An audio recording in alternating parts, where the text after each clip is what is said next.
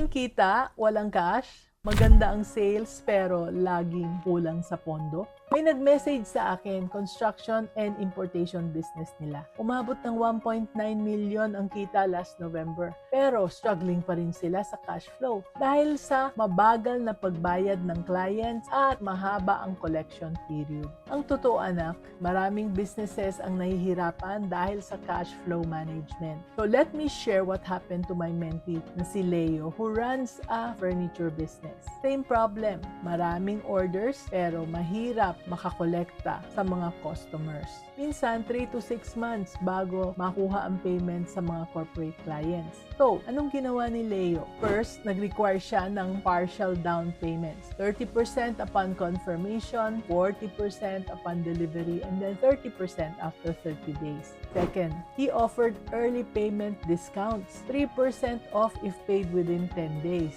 Pangatlo, most importantly, he screened his clients better. Meron na siyang ginawang credit evaluation process bago tumanggap ng malaking orders. He also diversified. Hindi lang corporate clients, may retail customers na rin na cash basis ang bayad. Kaya ang resulta, mas stable na ang cash flow nila. So anak, the lesson is this. Revenue is vanity, profit is sanity, but cash flow is reality. Hindi enough na malaki ang kita. Dapat makita natin ang kita natin sa bank account natin. Kaya, for slow-paying clients, implement a payment structure with milestones. Huwag mag-deliver ng buong order hanggang hindi kompleto ang bayad. Consider offering incentives for early payment, pero may penalties din para sa late payments. And most importantly, build a cash reserve fund. Kaya sana nakatulong ito, no? Dahil ganyan ang pagiging business-minded Pinoy.